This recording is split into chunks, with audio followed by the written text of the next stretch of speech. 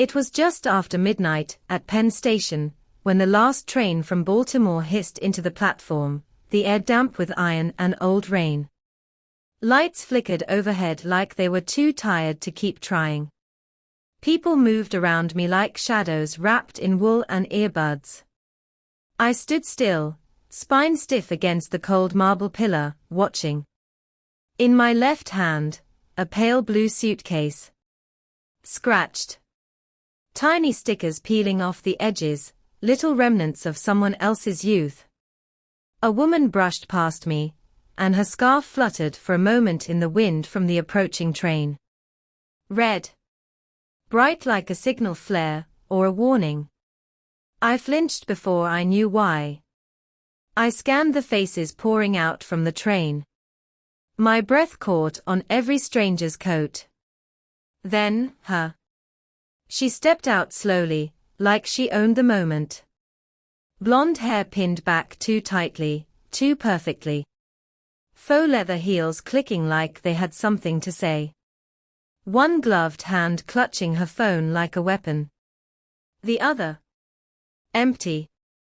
Always empty when it should be full. My mother-in-law didn't see me. Not yet. I wanted to speak. I didn't. My mouth was dry. I pressed my thumb against the cracked face of my watch. 12:03, it used to be my father's. The crack split the dial across the 3 and the 9, like time refused to move cleanly anymore. A man bumped my shoulder. I didn't apologize. I just stared at her. Still 30 feet away. Laughing into the phone, fake and syrupy. I could almost hear her voice. Yes, darling, she's completely out of the picture now. I used to call her Mom. Before she tried to carve me out of the will with the precision of a surgeon, and the cruelty of someone who enjoyed it. Her coat had glitter on the cuff. Just a fleck.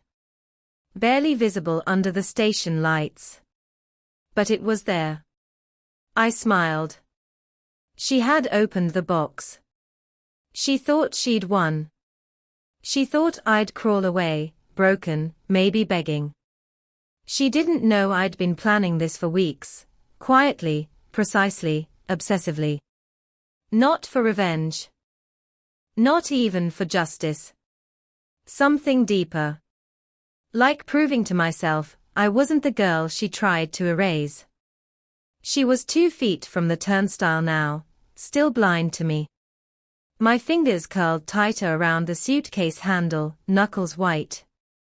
My chest burned from holding my breath too long. I remembered the last thing my mother said to me before she died. Don't let anyone steal what we bled to build. I didn't. The glitter in the bomb was biodegradable, but it didn't matter. The point wasn't to ruin her. Not yet. It was to mark her. To show her, and everyone else, that she wasn't untouchable. I started walking toward her. Slowly. Like each step pulled me through quicksand. She looked up. And then she saw me. Her smile flickered. Died. I stopped 6 feet away. She didn't speak. Neither did I. The air between us felt like glass about to shatter. Then, from somewhere down the station, a child's balloon popped. Sharp. Sudden. She jumped.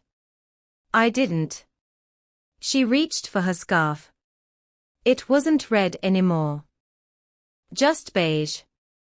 I imagined her hand covered in glitter when she opened that box earlier, shaking, furious, confused.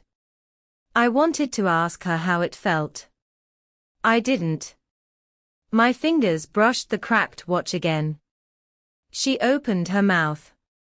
Maybe to explain. Maybe to lie. I turned before she could say anything. And walked away. Not because I was done. But because the game had just begun. The wheels of the suitcase hummed dully over the station tiles, the sound barely audible beneath the static of voices and train announcements. I moved through the thinning crowd, like a ghost still tethered to something it couldn't name. No one looked twice. That's how I liked it. I passed a young girl clinging to her father's arm, cheeks flushed from the cold. He bent to fix her scarf, read, "This one too," and I slowed, just for a second. A breath caught in my throat, the kind that tightens without warning. For a moment, I wasn't at Penn Station anymore. I was 7. Sitting on a cracked porch step, the same blue suitcase beside me, knees pulled to my chest. My dad was inside, his voice low, urgent. I couldn't make out the words, but I remember the way my mother's bangles clinked as she moved. That was the day we left. Just me and him. He said, "This bag's seen more of the world than most people ever will. Don't let it forget who it belongs to." I never did. The suitcase meant more than luggage. It meant ownership. Of memories. Of history. Of blood. That's why it shattered me when I found out she, my mother-in-law, was trying to claim it all. Not the bag, but what it held. The apartment, the money, the land. My father's name. Scratched out like a typo on a legal document. She called it practical restructuring. I called it theft. I stopped near the benches where a family waited for the 1:40 train. A woman passed me a hot drink, smiled, thought I was someone else. Her mistake almost made me cry. I hadn't cried in weeks. Just ahead, a man leaned against the wall beside a vending machine, hands in his coat pockets, eyes fixed on the floor. He looked up once, briefly, and met my gaze. He didn't smile. Didn't look away either. Something in his stillness felt intentional, like he saw more than he let on. I turned, sat down with the suitcase at my feet. My hands were dry from winter and worry, skin cracking at the knuckles. I rubbed the palm over the suitcase zipper, felt the familiar bump where the seam had always been uneven. My father used to say it gave the bag character. I used to think that was just a poor man's way of making broken things sound brave. Now I wasn't so sure. I thought of the glitter bomb again. Of her opening it in that perfect little kitchen, with its rose-scented hand towels and fake marble countertops. The way it must have sprayed like fireworks across her robe, her nails, her flawless life. It wasn't revenge. It was a reminder. I was still here. Still watching. "You're overreacting." That's what my husband said. Before he left.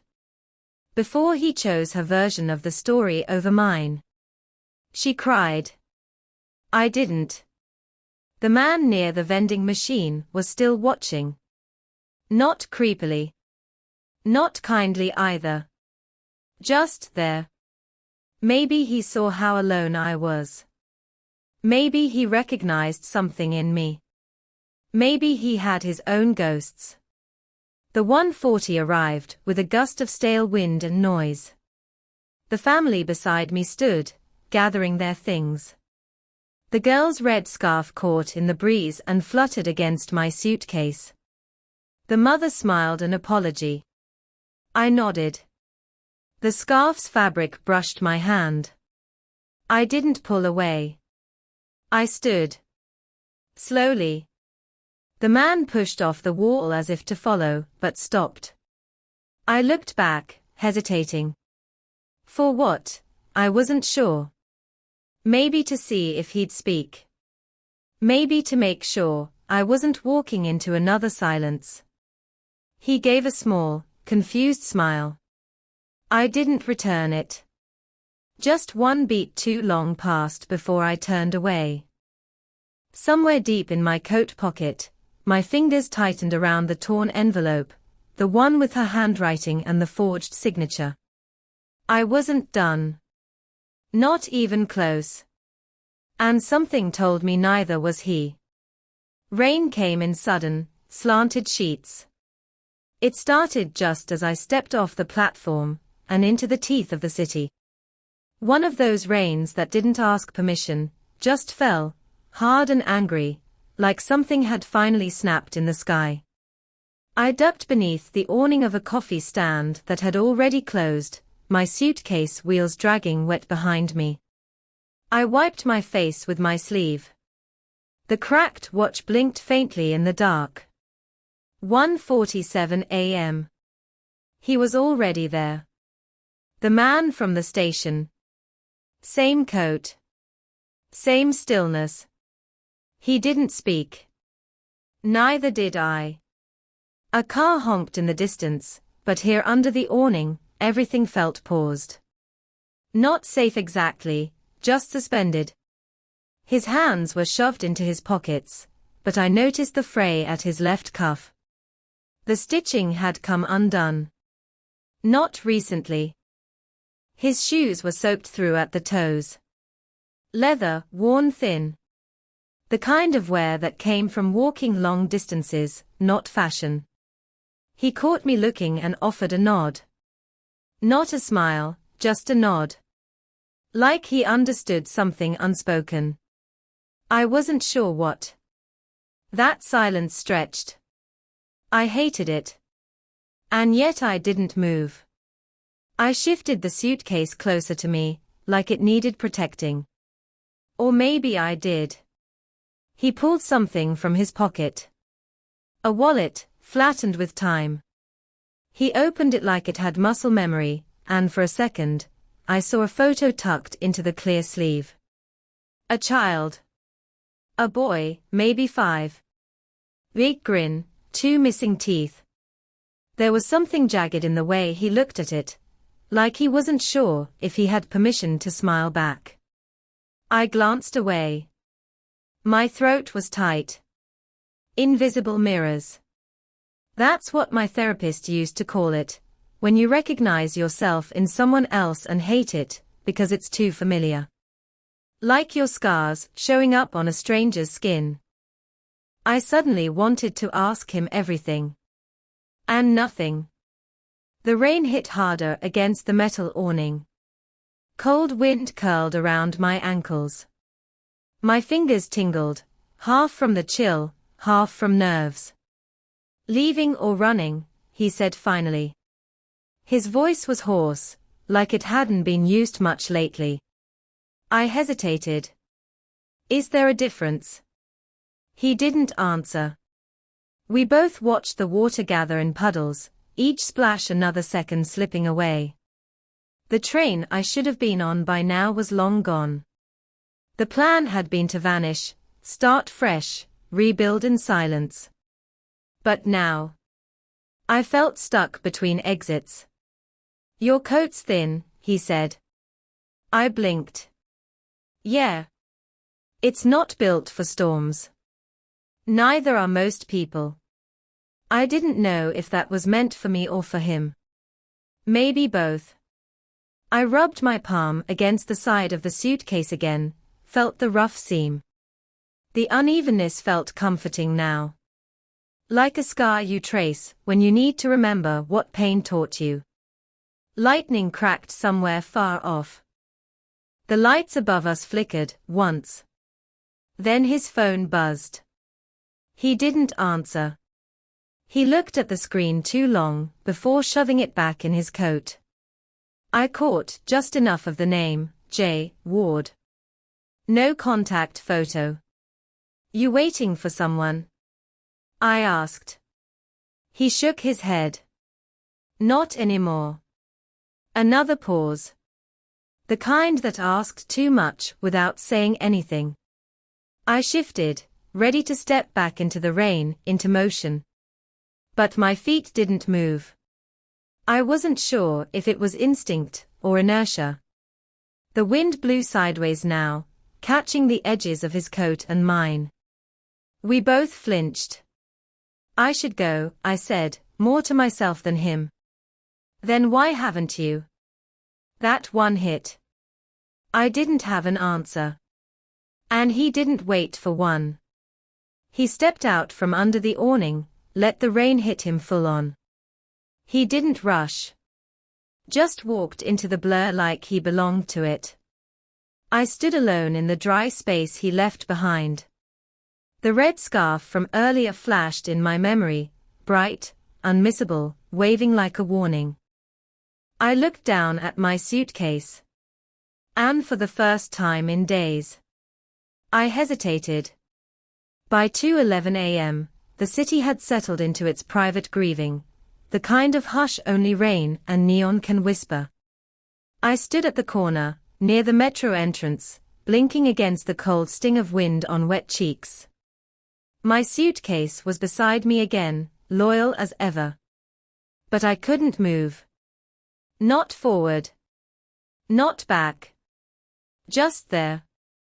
The world pulsed in blinks, streetlights humming, the flick of a cigarette lighter, a bus splashing through shallow grief on 33rd.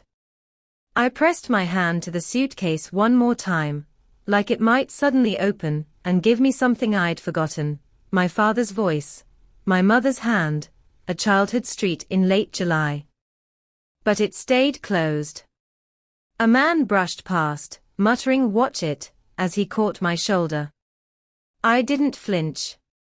I was used to it. People in this city walked through you unless you screamed. Then I saw him again. Across the intersection, under the flickering sign of the 24-hour pharmacy, drenched. Holding something.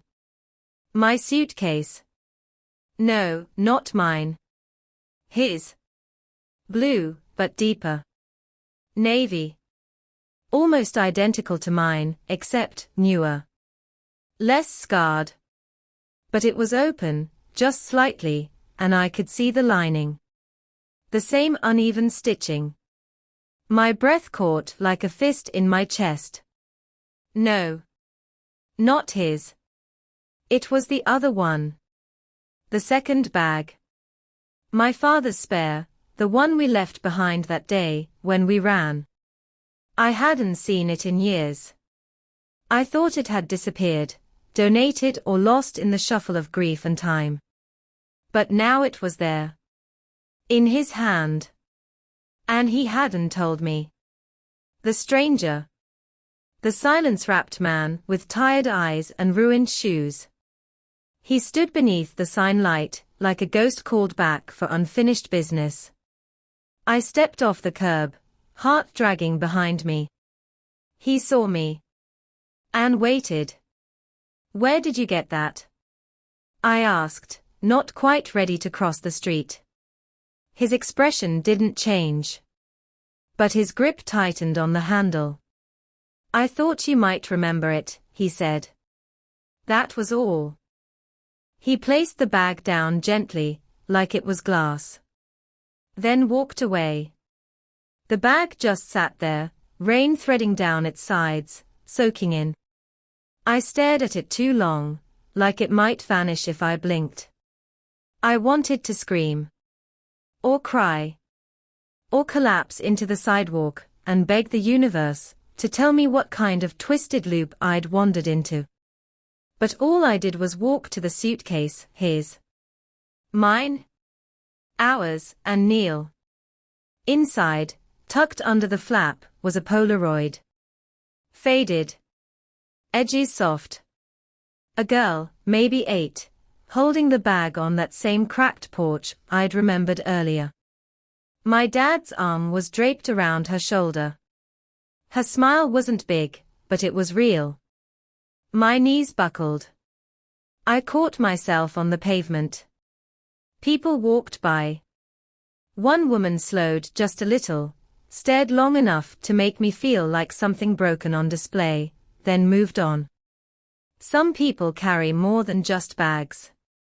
They carry silence.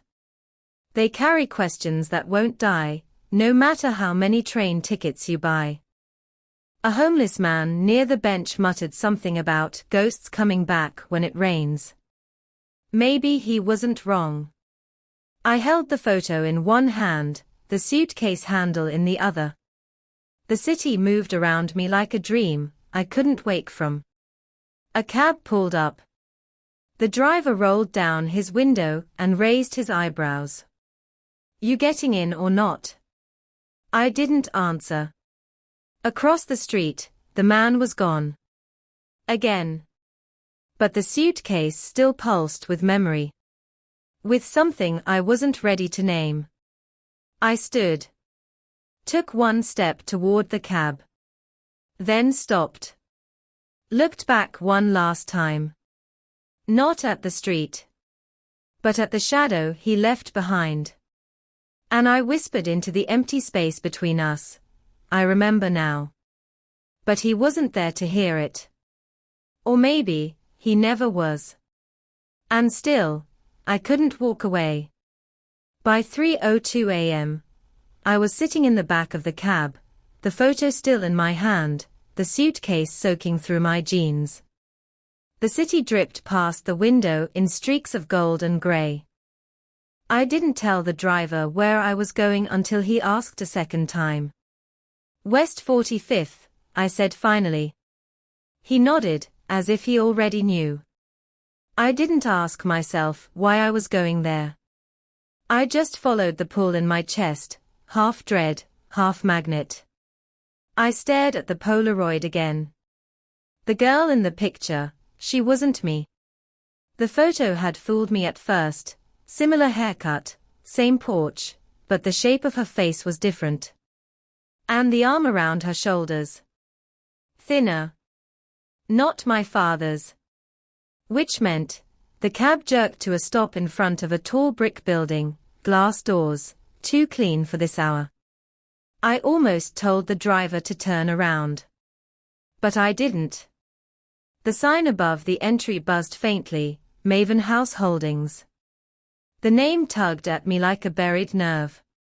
I stepped inside. The security desk was empty. The lobby hummed under fluorescent lights, the kind that drained your skin of warmth.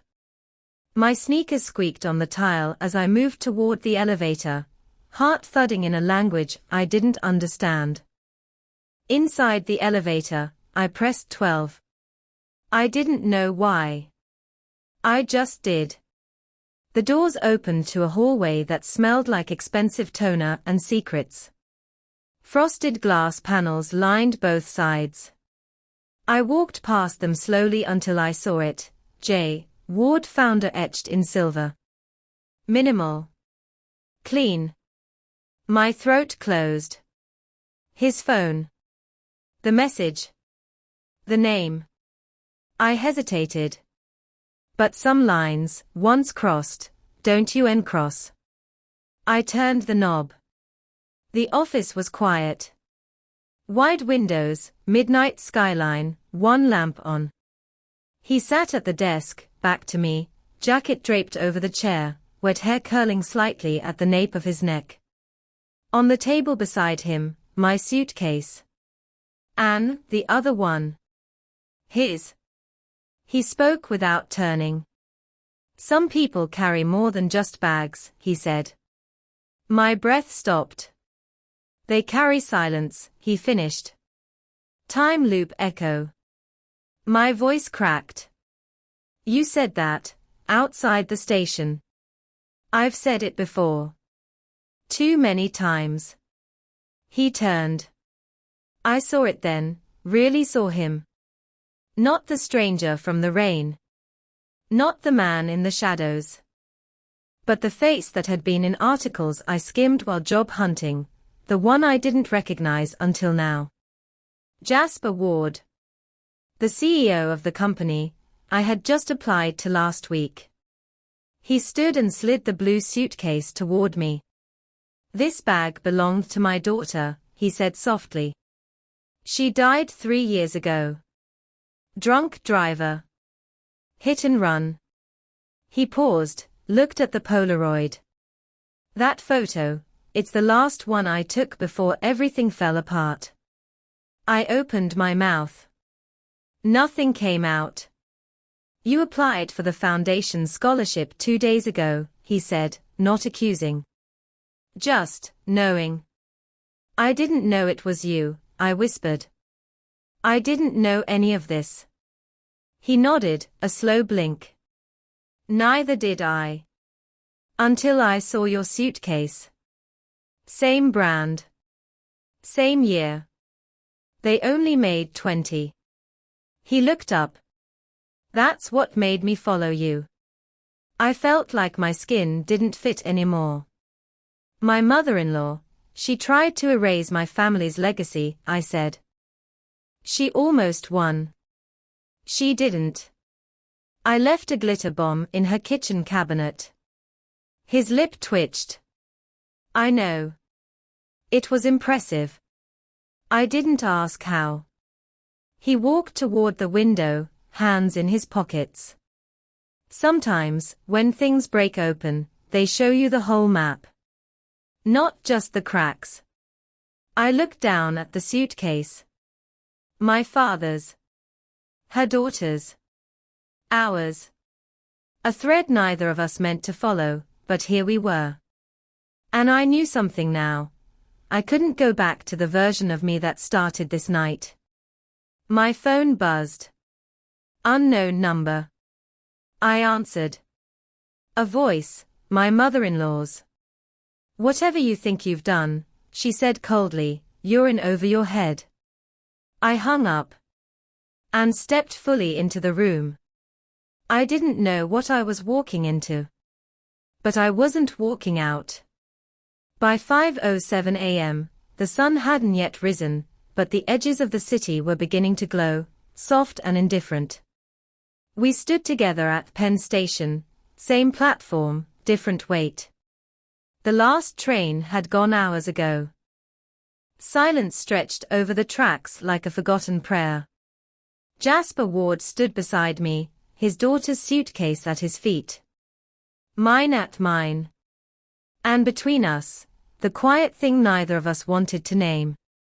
You remind me of her, he said finally. Not gently. Not cruelly. Just plainly. Like weather. Like truth. I didn't ask how. I already knew. The stubbornness. The distance. The unspoken grief tucked into the corners of everything. She was angry, too, he added. At the world. At me. I never figured out why until it was too late. I swallowed. You think I'm a second chance. I think you're already past that. He turned and handed me a small envelope. Thick paper. No label. But I felt the shape inside, a check, maybe. Something weighty and final. I shook my head. I didn't come here for this. But you could use it. His voice was quiet. He wasn't wrong. I looked down at the suitcase I'd carried all night, my father's. No, ours. Once meant for running. Now heavy with return. I knelt. Opened it. Inside, the cracked watch. The photo of Jasper's daughter. A rolled-up copy of my father's will.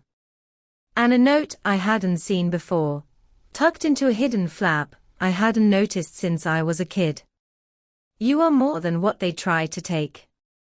Written in my father's hand. My throat burned. I looked at Jasper, who watched me with something close to regret, but not for me. For her.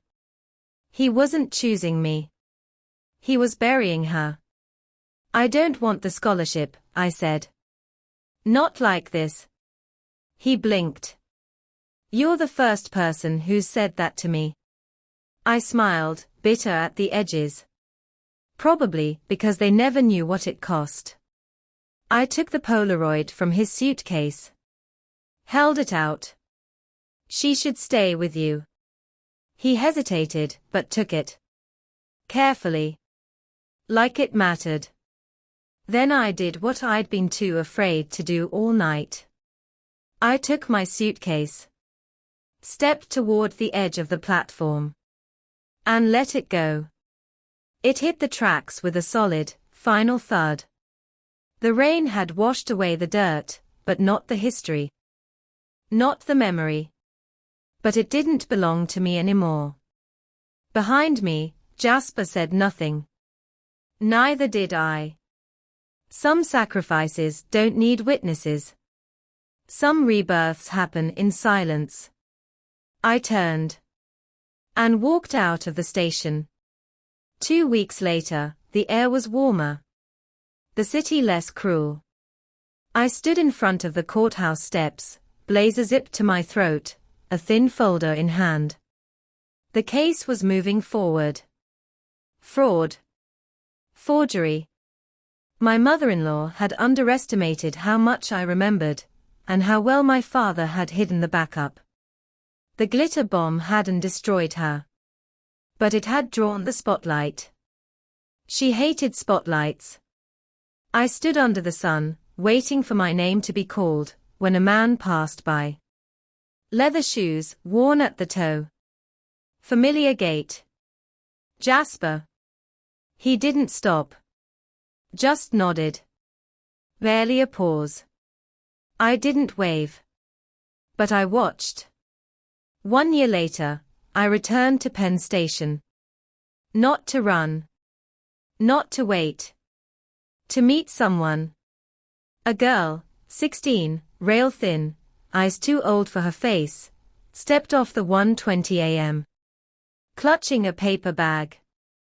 Scared. I handed her a blue suitcase.